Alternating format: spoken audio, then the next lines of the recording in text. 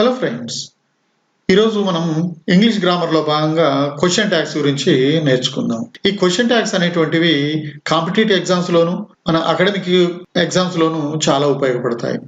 ప్రతి కాంపిటేటివ్ ఎగ్జామ్స్లో question tags అనే మీద 1-2 ప్రశ్నలు వస్తూనే ఉన్నాయి లాంగ్వేజ్లో అడిగినప్పుడు.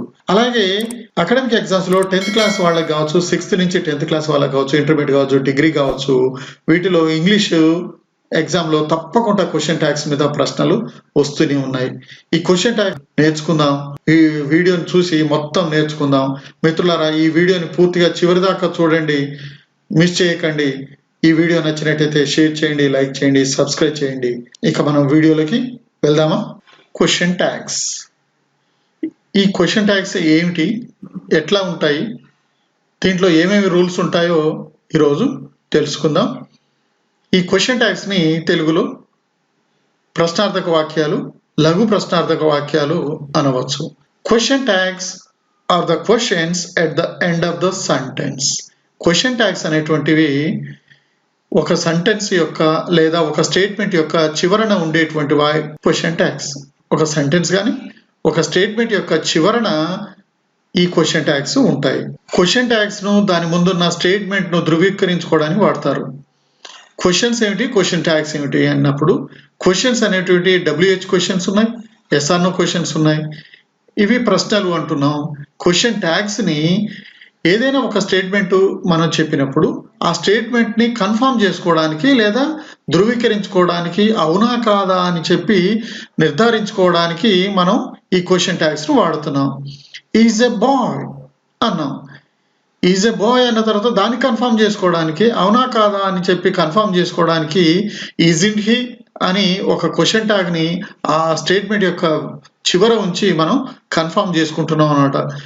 ఒక ఇచ్చినటువంటి స్టేట్మెంట్ మరొక్కసారి కన్ఫర్మ్ చేసుకునేదే question tag. Generally they are used in conversation and in letters. These question tags are used in conversation and letters. Conversation లోను లెటర్స్ లోను ఎక్కువగా వీటిని ఉపయోగిస్తూ ఉంటాం. ఒక స్టేట్మెంట్ చెప్పిన వ్యక్తి ఎదుటి వ్యక్తి తనతో ఏకీభవిస్తాడనే ఉద్దేశంతో క్వశ్చన్ ట్యాగ్స్ చేరుస్తాడు.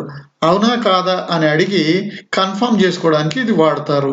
ఇది ఒక వ్యక్తి ఒక స్టేట్మెంట్ ఇచ్చి షీఈస్ లుకింగ్ బ్యూటిఫుల్ అన్నాడు అనుకోండి, ఆమె అందంగా కనిపిస్తున్నది అన్నాడు అని దాన్ని కన్ఫర్మ్ చేసుకోవడానికి, అవునా కాదా అని చెప్పి అడగటానికి ఇజింట్ షీ అని మళ్ళీ ఒక క్వశ్చన్ ట్యాగ్ ని చేర్చి అడుగుతాడు. ఇక question tags start with helping verbs. సాధారణంగా క్వశ్చన్ ట్యాగ్స్ అన్ని కూడా హెల్పింగ్ వర్బ్ తో స్టార్ట్ అవుతాయి. లేనప్పుడు డూ, డస్, డిడ్ లతో స్టార్ట్ అవుతాయి. క్వశ్చన్ ట్యాగ్స్ ముందున్న స్టేట్మెంట్ లో హెల్పింగ్ వర్బ్ ఉంటే దానిని క్వశ్చన్ ట్యాగ్ గా వాడతారు. ఇది క్వశ్చన్ ట్యాగ్ ముందున్న స్టేట్మెంట్ లో, అంటే ఇచ్చినటువంటి స్టేట్మెంట్ లో హెల్పింగ్ వర్బ్ ఉంటే దాన్నే తిరిగి క్వశ్చన్ ట్యాగ్ గా వాడాలి. ఇక్కడ చూడండి, ఈ ఉదాహరణలో he is a teacher. Is a teacher అన్న దాంట్లో ఈజ్ అనేది ఏమిటి, helping verb. Is a teacher లో ఈజ్ అనేది హెల్పింగ్ వర్బ్ కాబట్టి హీ హెల్పింగ్ వర్బ్ ని క్వశ్చన్ ట్యాగ్ లో వాడాలి. ఈజ్ ని తీసుకొని వచ్చి ఇక్కడ ఉంచాలి. ఇక్కడ పాజిటివ్ సెంటెన్స్ లో ఉంది కాబట్టి ఈ నెగిటివ్ లో రాయాలి కాబట్టి ఈజింట్ హీ అని క్వశ్చన్ ట్యాగ్ హెల్పింగ్ వర్బ్ నే వాడాలి, ఇందులో ఉన్నదాన్నే వాడాలి, ఈజింట్ హీ. ఇక క్వశ్చన్ ట్యాగ్స్ లో హెల్పింగ్ వర్బ్స్ లేకపోతే డూ, డస్, డిడ్లలో ఒకదాన్ని క్వశ్చన్ ట్యాగ్స్ లో వాడతారు. మరి అన్ని సెంటెన్స్లలో అన్ని స్టేట్మెంట్లలో హెల్పింగ్ వర్బ్స్ ఉంటాయా? రూల్ ఏం లేదు, ఉండాలన్న రూల్ ఏం లేదు, కొన్నిట్లో ఉండవు. ఉండనప్పుడు ఎట్లా మరి? ఉంటేనేమో హెల్పింగ్ వర్బ్స్ వాడమన్నారు, లేనప్పుడు పరిస్థితి ఏమిటి అన్నప్పుడు ఇక్కడ ఉదాహరణ చూడండి. She sings well. ఆమె బాగా పాడుతుంది, బాగానే ఉంది. అయితే షీ సింగ్స్ వెల్ అనేటువంటి సెంటెన్స్ లో ఇక్కడ ఎక్కడ హెల్పింగ్ వర్బ్ కనబడుతున్నదా? లేదు. మరి కనపడినప్పుడు ఏంటా పరిస్థితి అన్నప్పుడు, లేనప్పుడు ఆ సెంటెన్స్ ని బట్టి, ఆ వర్బును బట్టి అనుసరించి మనం డూ, డస్, డిడ్ అనేటువంటి వాటిల్లో ఏదో ఒకదాన్ని వాడాలి. షీ సింగ్స్ వెల్ అన్న దాంట్లో సింగ్స్ అనేటువంటిది ప్రజెంట్ టెన్స్ లో ఉంది. సింగ్స్ అంటే సింగ్ ప్లస్ డస్ కాబట్టి ఇక్కడ డస్ వాడుతూ క్వశ్చన్ ట్యాగ్ రాయాలి. డజంట్ షీ అని రాయాలి. క్వశ్చన్ ట్యాగ్స్ లో నాట్ ను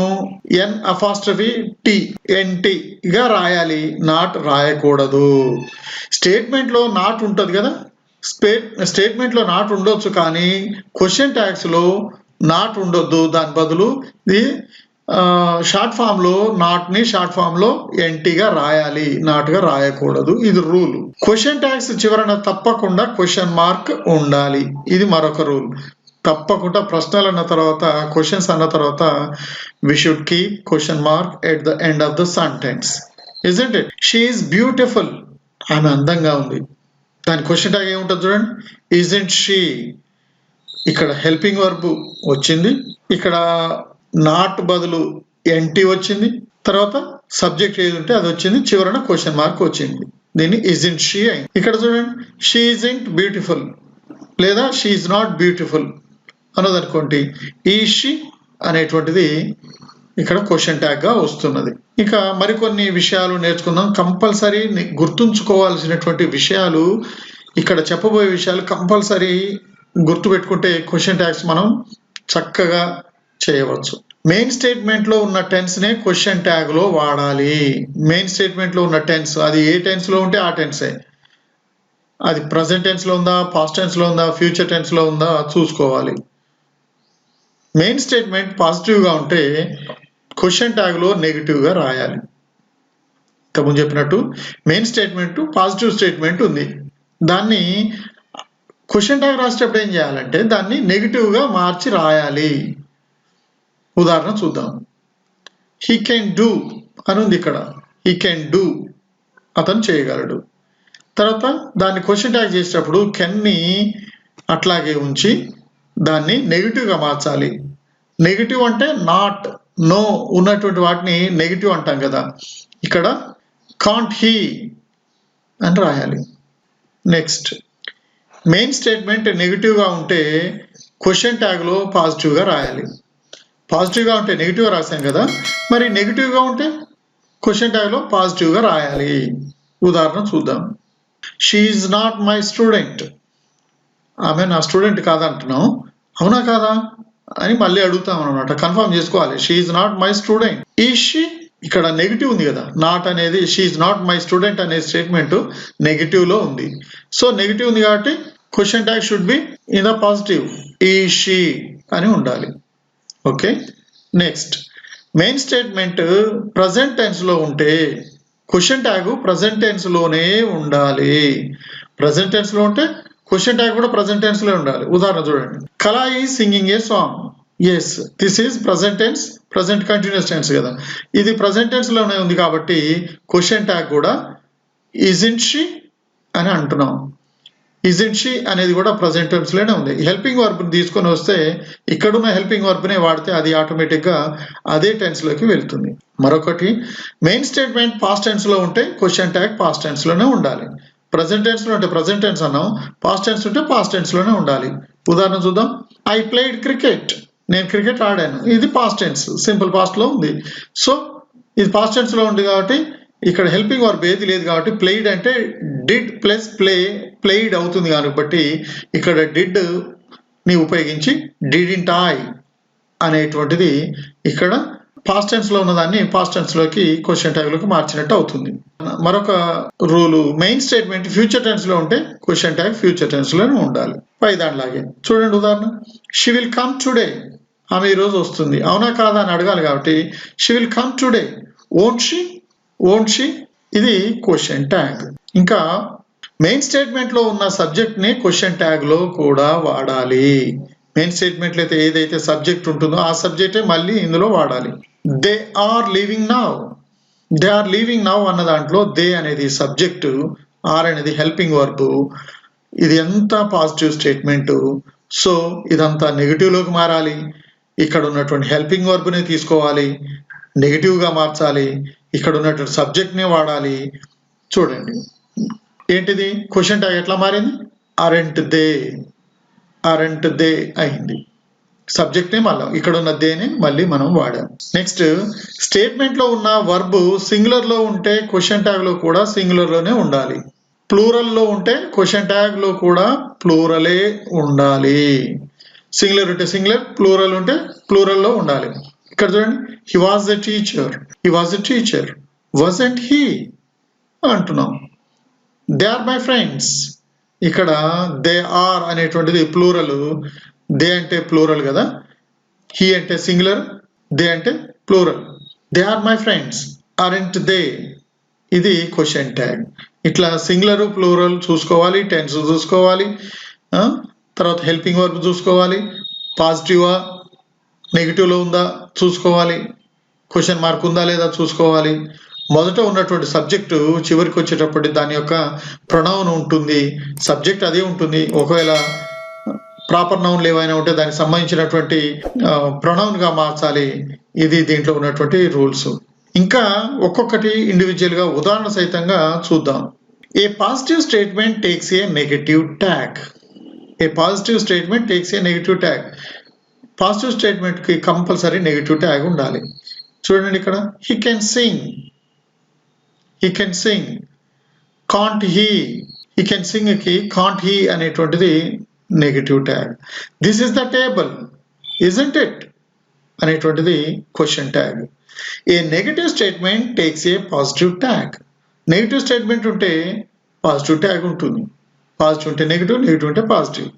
I'm not late, am I, ఇది నాట్ అనేటువంటిది నెగిటివ్ కదా, ఇక్కడ ఇది యామ్ ఐ అనేది positive tag.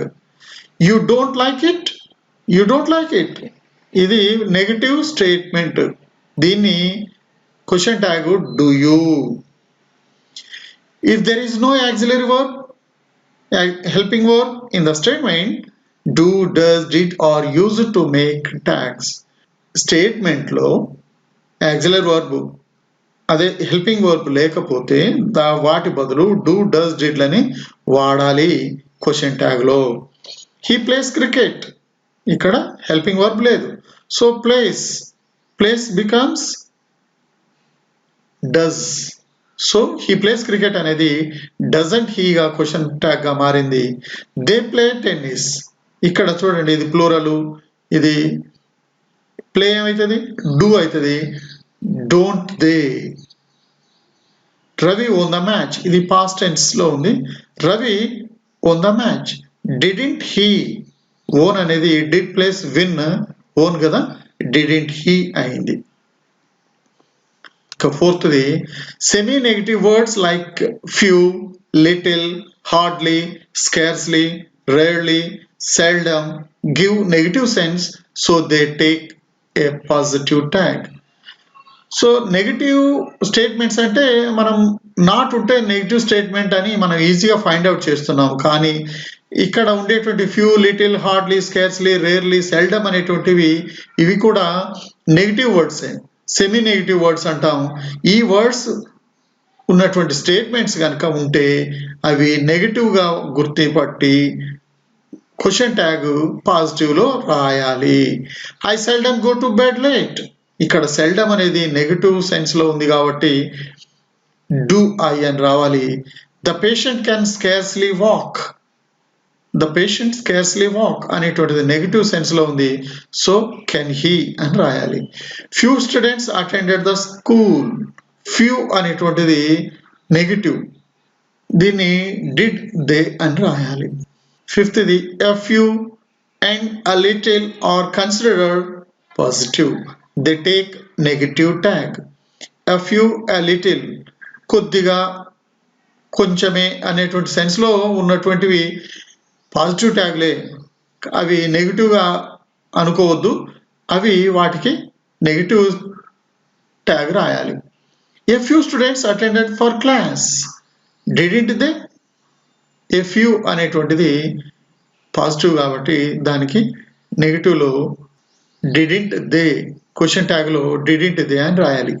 A little progress has been made, అభివృద్ధి కొంచెమే జరిగింది, కొంచెమే డెవలప్మెంట్ జరిగింది అంటున్నాం కదా, ఇక్కడ the little progress has been made, ఇక్కడ హ్యాస్ వచ్చింది కాబట్టి హ్యాస్తో స్టార్ట్ కావాలి, నెగిటివ్లో రాయాలి, hasn't it. Sixth, a suggestion like let's take a shell we in the tag.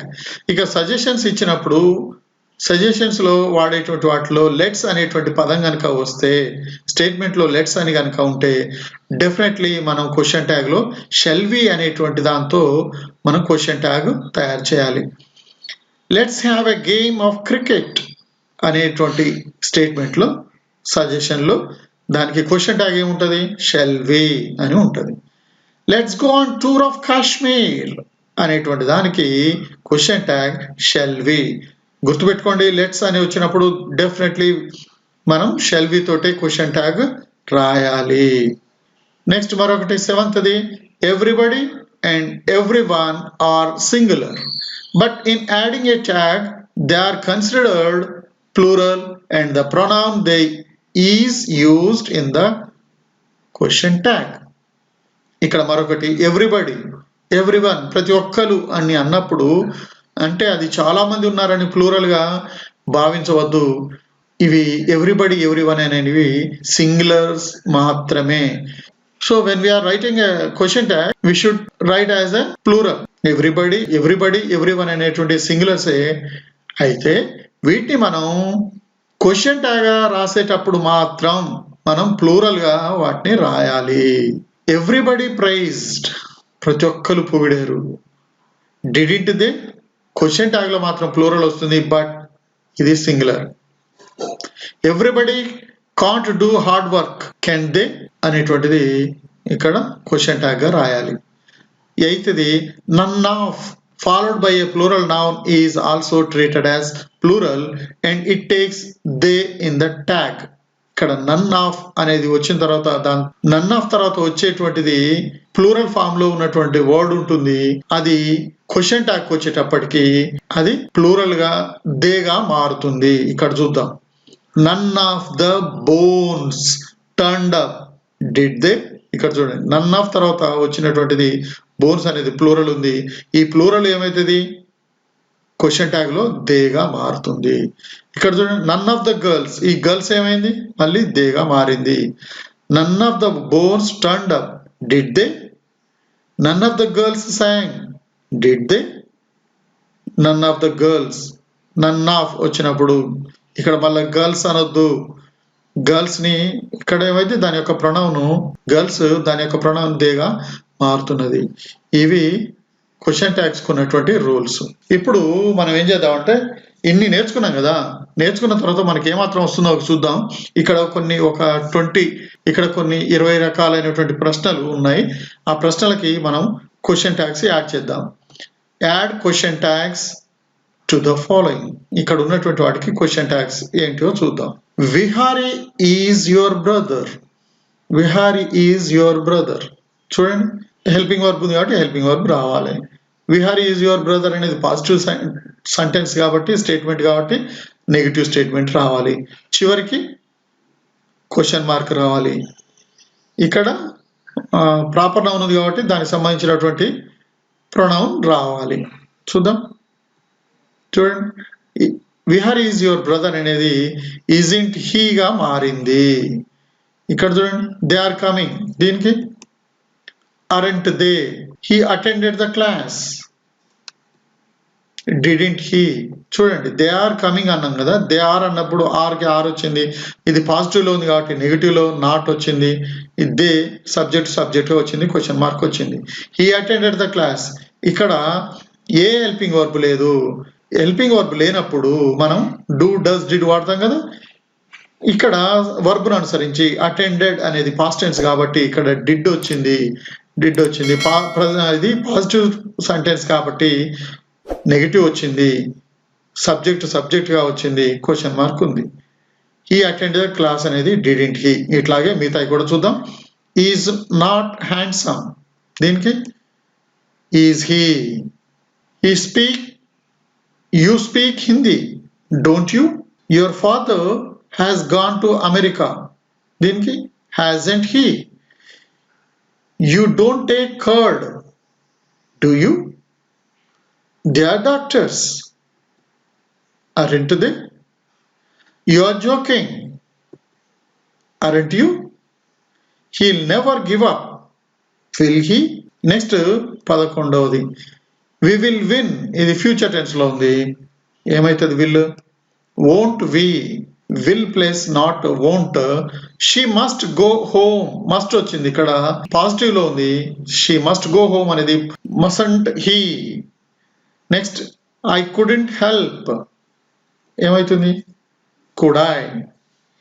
Everyone appreciated the magician. చూడండి ఇదేమైతుంది didn't they.